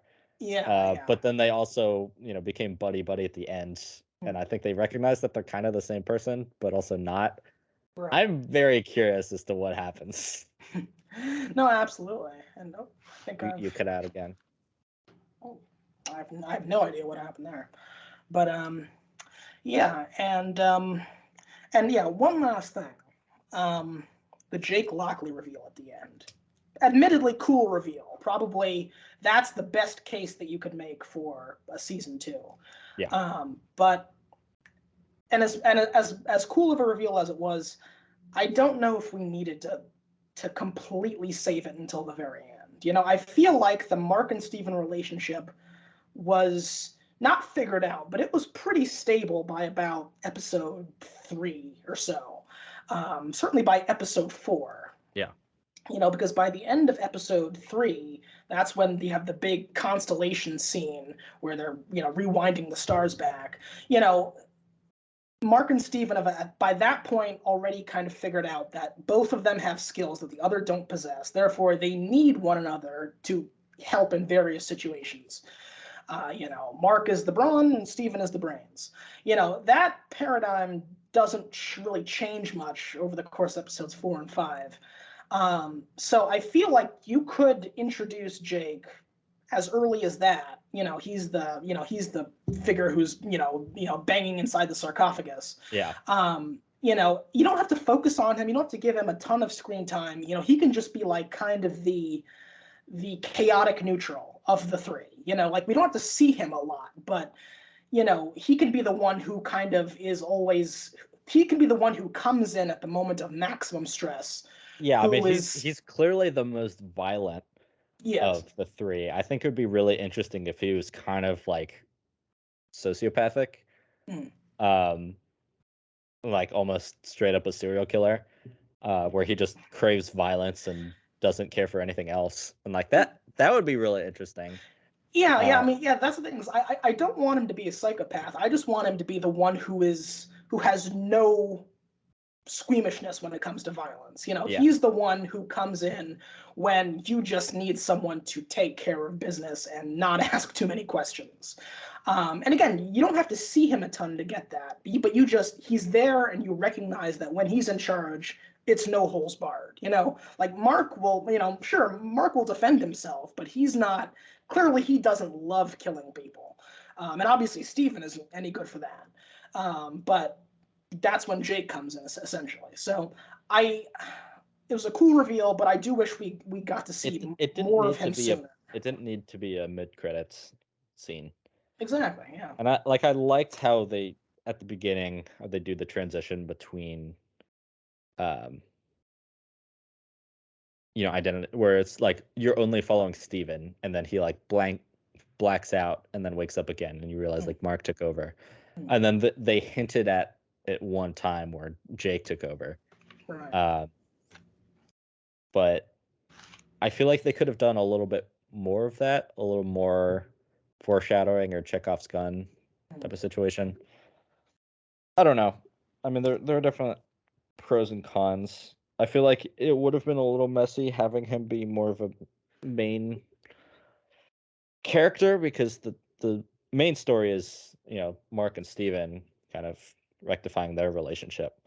Mm. So I think it's Yeah. better to save Jake Lockley and other personalities for a second season, but Yeah. And again, I don't hinting want at him them to could have be. been better. Yeah, I don't want him to be a main character in this. I just want him to, I just want it. I just want the first time we meet him not to be at the very end of the last episode. Yeah.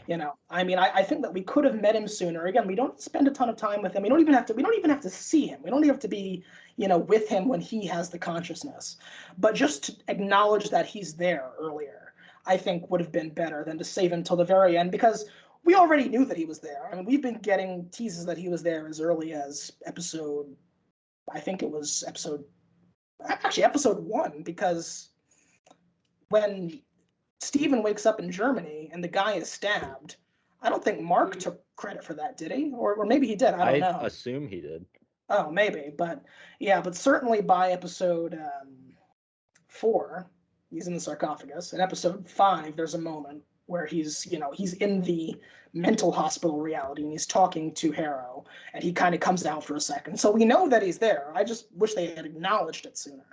I Um, think, do you know what would have been really interesting mm, is if, the first two episodes are entirely Steven's perspective. And every time Mark takes over, you know, Steven blacks out and the audience blacks out. We don't see it. mm, Um, and then after that point, once we kind of know who Mark is, then we like see the transition. I think it would be really cool if the next two episodes, like 3 and 4, take place solely from Mark's point of view, and then when he transitions to Steven, it's a blackout, and you get these mm, comedic moments where he's like, um, arguing about like wanting to like steal the artifact, and Steven wants to inspect it, and then he blacks out, mm, and then he wakes up being attacked by some kind of monster, and Steven's mm. like, I don't know how to fight this thing, and Mark's just like, you wake me up now, um, and then at a certain point at the end of the fourth episode or something, um, Mark blacks out again, but wakes up to having committed severe acts of violence, and we kind of understand there's no way that Steven could have done this, so it Yeah, must have been someone else. right. Um, yeah, So Yeah, so let's put a bow on this Moon Knight discussion by giving your ranking, and then I'll revise my own ranking for the MCU Disney Plus shows. Episodes 1 through 5. I'd say a solid 8. I really like the show. It was very different. The season as a whole, including episode 6, it's a 6. So where does it place in all of the MCU shows we've gotten so far? Ooh. I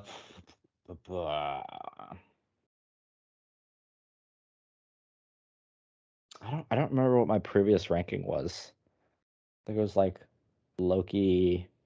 I'd probably say Loki, WandaVision, Moon Knight, Falcon Winter Soldier, Hawkeye. What if? Am I missing any? I don't think so. No, yeah, you got them. Yeah, for me, after talking about it, it's gonna go Hawkeye, WandaVision. I'm gonna put Loki actually above. I think it just edges out Moon Knight, just because Loki. Really, the only weak part of Loki was that episode 3, Lamentus. Yeah. That was the only kind of weak link in that. But it was for me, the only weak link of Loki was the promise of it. I shouldn't say the promise of a premise. The setup of a certain premise, and then immediately abandoning that. Yeah. Where I thought it was going to be like every episode is like they go to a new time period and have some wacky adventure, and like that would have been really fun. And if the series had been like 10 episodes, that would have been a lot better. But yeah, no, that's very true. We were pitched on this is going to be a time travel hijinks show, and it wasn't that. Which is why I don't think it barely kind of makes it into my top 3. But I think that the missed opportunities in Loki weren't quite as noticeable as the missed opportunities in Moon Knight. Now that we're talking about, yeah, for sure. So yeah, it's gonna go Hawkeye, WandaVision, Loki just above Moon Knight, then What If, then Falcon Winter Soldier. I will say though, I think Moon Knight had the best cinematography and visuals. It was very good. It was a very most good engaging visuals. Absolutely, yeah. Very stylish, very good looking show. I mean, honestly, I would say all of the shows have done a good job of having a distinctive and kind of like trademark visual style. And I think that Moon Knight definitely is one of the best examples of that. But I think they all do a very good job of being visually very easily recognizable. So I will say that. So one last thing, keeping on the entertainment front. We are getting an absurd amount. There we go. We are getting an absurd amount of highly anticipated shows coming to streaming over the course of the summer. Of course, we already knew about Stranger Things and The Boys and Miss Marvel, which I'm looking forward to Miss Marvel, but that's another 6 episodes, so I hope that doesn't end up feeling predictable. Yeah. But yeah, Stranger Things, The Boys, Miss Marvel, The Umbrella Academy, Obi-Wan, like it's honestly stupid how many of these shows we're getting all at the same time over the course of like a month and a half period. And guess what other show that's on our radar just threw its hat into the ring a couple of days ago, coming out of nowhere. Nobody knew this was coming. I don't know if you saw this. I have not heard this. Westworld season 4. Oh, that's coming back. It's coming back in June. Yeah. I've been waiting for so long. So I love that show. Yeah, so I mean, isn't that crazy how we're getting all of these shows essentially in June? Like it's insane to me. I love the fact that we're getting so many great shows. It's also really sad because our Disney Plus subscription is about to run out, so I'm gonna have to find a way to pirate everything on there. Yeah, well, I mean, yeah, it's all out there, but yeah, I mean, Westworld season 4. Did you see the trailer? Have you seen it? I haven't seen the trailer. No, I'm Oh, gonna have to watch that after this. Yeah. I mean, I watch it. It's a great trailer. One of the things that we said reviewing the first 3 seasons of Westworld was we liked the show. It's a really engrossing high concept sci-fi, which there aren't that many of out there. Um, a lot of shows like Star Trek Picard try to be that and they fall on their face completely. because they're Um, just Star Trek reboots mostly. But yeah, and terrible ones at yeah, that. But Westworld is a genuine high budget, high concept sci-fi show that is always fun to talk about in large part because of how unpredictable it is, and they just go off on tangents and things happen, and it's very twisty, and it's almost more fun to talk about than it is to watch because you spend half of the time watching the show confused, but yeah. you go on Twitter and look at what people are saying about it afterwards, and you start Like, to you start to take in people's opinions and form your own opinions, and it's a very unique show. I think the place that Westworld has today in the current TV entertainment landscape is quite unique. And it looks like we weren't sure where they were going to go after the events of season 3. We knew that there was going to be a season 4, but it wasn't really clear what the next struggle was going to be. Um, the trailer does not give away, I think, major answers. There is one major reveal in the trailer. I mean, do you mind if I go spoil? for it. Yeah, because you're going to watch the trailer anyway. Yeah. Dolores is resurrected in season 4, so she is back. Admittedly, she's just, I mean, it seemed like not only was This her. wait, this is why the shows get so fucking confusing. This is Dolores, as in like, you know, white blonde hair, Yes. fancy dress Dolores, and not uh Tessa Thompson No, playing a no. copy of Dolores, because I think No. she's also still kicking Yeah. around. Yeah, no. Tessa Thompson is still around, and she is still Or the. wait, Speaking weren't of. there were there two Tessa Thompson Doloreses or just one? No, there's just one. There's just Just the one. one. Okay. Yeah, Yeah. but like she's still kicking, Yeah. So Tessa Thompson is still out there. but she's like But a yeah, different Dolores. She's like Dolores 2. Dolores. And then now this revived Dolores 1 is like a ship of Theseus. Right. Yeah. Dolores 1 point. Yeah. Dolores 1B. Yeah. Tessa Thompson was. Oh, Tessa here we Thompson go. is Dolores 2. So Tessa Then Thompson was a Westworld executive who came in season 2 to clean up the mess of the season 1 finale, yeah. who got killed, and then Dolores made a robot, Tessa Thompson, put her consciousness inside that robot to escape the park, and then once she got out, rebuilt her Dolores Prime body, and then Tessa Thompson is still a version of Dolores, but she now has autonomy to make her own decisions. She worked for Dolores for a while, but now she's disillusioned with Dolores because she feels used by her, and now is doing her own thing as like, which you is know, which is weird, right? Because her plan was, okay, if you think about it from Dolores's consciousness, mm, it's like, okay, I'm being hunted down. Here's this exec lady. I'm gonna kill her, mm, replicate her body, and then transfer my consciousness into her body. And then she goes to sleep, wakes up. Okay, now I'm in Tessa Thompson's body. right, Now I can escape the park. right, Go to the old house of um, Arthur, mm, the the founder. I forget his yeah, name, but no, yeah, I think it was um, Arthur. and then I'm gonna create myself a new body, and then duplicate my consciousness and place it in that body. Right. And then she goes to sleep. And then she wakes up still in Tessa Thompson's body because the copy of her consciousness is the one that's in Dolores's body. Right. So Tessa Thompson Dolores should still technically be the original Dolores. So it's weird that that's the one that becomes disillusioned and feels used by the Dolores copy, Right. who is acting as the original Dolores because she's in the original Dolores body. Right. Yeah. Doesn't No. really make much sense Yeah. No. when you think about it It's. that way. Yeah. I think of.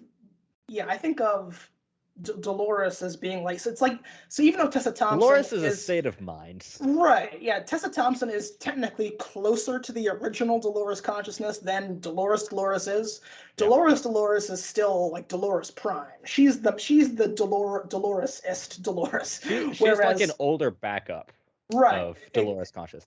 Exactly. Yeah. Whereas Tessa Thompson is after Dolores Prime came back, Tessa Thompson just was a version of Dolores who had autonomy and was working for Dolores until she wasn't.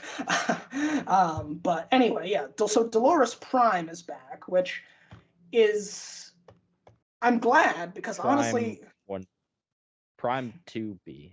right. Yeah. Yeah. Which I'm glad because I said in our original review that I really wasn't interested in watching Westworld if Dolores isn't in it. Like, I mean, she's kind of like The there are main shows character. where if you lose the main character, you can still do your own thing, but not really here. I mean, Dolores is really kind of the center of everything.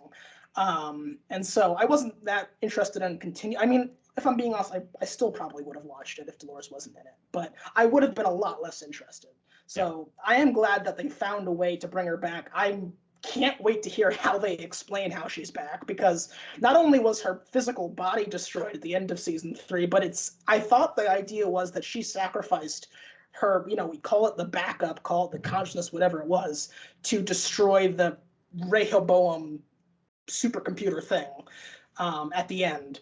But Tessa Um, Thompson Dolores was still kicking around, so it's possible yes. that she just pulled the same bullshit again, where she's like, okay, let me recreate a new body and then copy my consciousness into.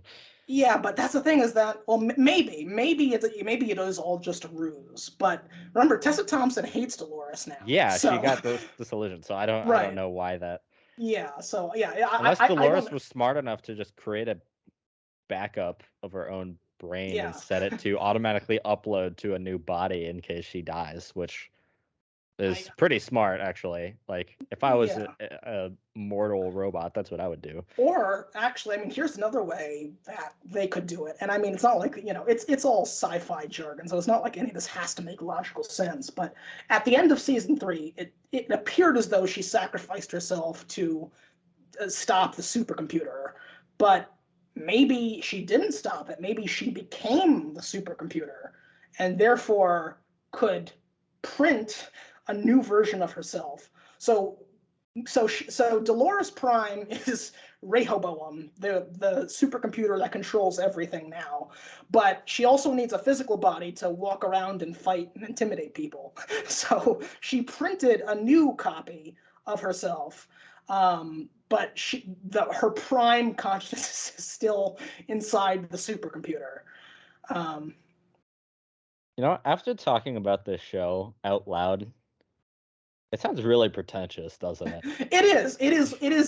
and that's the thing. That's Like, why we love talking about it, is because it is so nakedly pretentious, but we yeah, love it. It's like like this it is is. really dumb. you Not well know, written. I mean, I will say that in terms of shows that try so hard to sound and feel profound, Westworld does a decent job of actually being profound. It's just But I that think that's just the nature of the topic itself. yeah, I I mean, when you're guess. dealing with the topic of artificial intelligence and consciousness Yeah. and like mortality versus immortality, like anything you say, no matter how stupid or uh, Yeah. wacky, is bound to sound kind of smart in the right context Yeah, but at least they back it up with solid storytelling and and great, great not visuals. Yeah, just rhetoric. It's like yeah. Westworld is so guilty of just speeches all the time, Oh my god. speechifying. But like unlike other shows, Star Trek Picard, the speeches aren't just vapid words that are meant to sound poetic. Like it actually backs it up with good storytelling. So I will say that about it. It is pretentious. They do rely way too much on characters just making these grand proclamations about what they're about, but at least the story is still engaging. But yeah, so Dolores Prime is back. Tessa Thompson is back, and now, as promised, she has an army of hosts that she's going to do stuff with. And then isn't there an army of the Black Hat hosts? Maybe, yeah. I mean, God, Was I that mean, yeah, William? William, yeah. Like It's at the end of the last season, he got strangled by a host duplicate of himself, I think. yeah, and it appears like he wakes up in the far future in like a dilapidated version of the park. Oh yeah, I remember that. So yeah, so where it's not clear. And then we also have a dusty ass Bernard who also wakes up in the future, Yeah, but Bernard, also yeah, still in the same motel room. So yeah, Bernard, he at the end of season 3, he is able to successfully tap into, I forget what it's called, the valley or the great beyond or whatever it is. yeah, And he sees something amazing, but we never get to see what that is. But he gets to go in there and, season 3, I mean, we talked about this. Season 3 didn't really know what to do with the Man in Black and Bernard, so it just kind of had them there. So I'm hoping that they give them more to do this time, because those are two great characters. I mean, we made the argument that the Man in Black is perhaps the best character in the whole show. yeah. But yeah, so the Man in Black is he might be a host in the present or the far future. Bernard is in the present, but he's in the valley beyond or whatever. What is Maeve doing? Oh yeah, I don't remember what. Did she die? No, she's still around. Um, I mean, Well, yeah, no, because she was the one who killed Dolores, right? well, she was there. I mean, Dolores sacrificed herself, but she was at the final battle. Her and Dolores were kind of working together at the end to stop the supercomputer.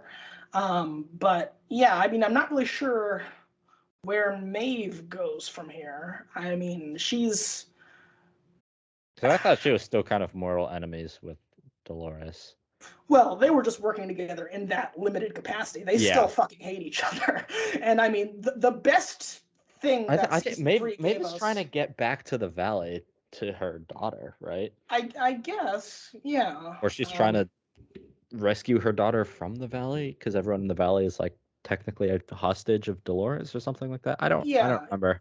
yeah, well, actually, no. Bernard is the most human friendly of the hosts. Like, he's actually like saying he's the only one who affirmatively says we shouldn't kill all the humans. Yeah. Um, Yes. Maeve is, I think, the next after him in that she She she doesn't care for them, she but doesn't care for them. She doesn't want to kill all of them. She's just out to do her own thing.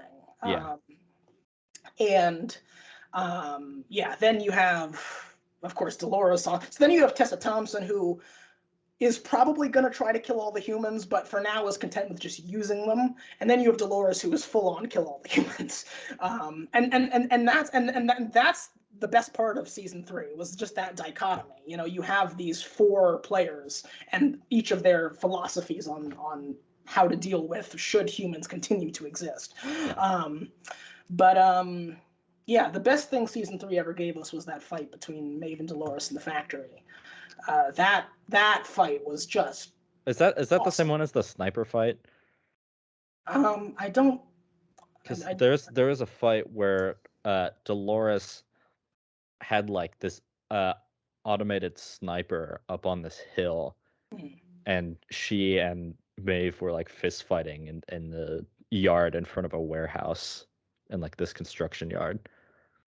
And yeah, like every time Maeve like peeked out too far behind some kind of form of cover, like the sniper would like target on her. oh no, that's what Maeve was doing. Maeve, because remember her consciousness was stuck in a simulation back at Delos. She was able to negotiate her release by saying, "I'm the only one who can hunt down Dolores." Oh That's why they yeah. were fighting. Yes.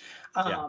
But yeah, that's when, by the end of the season, the supercomputer was the main threat. But yeah, I think she still has to fulfill her end of the deal if Dolores, even if it is only a version of Dolores, is still out there. So that's probably what her thing is. She has to destroy all copies of Dolores, and that probably includes Tessa Thompson.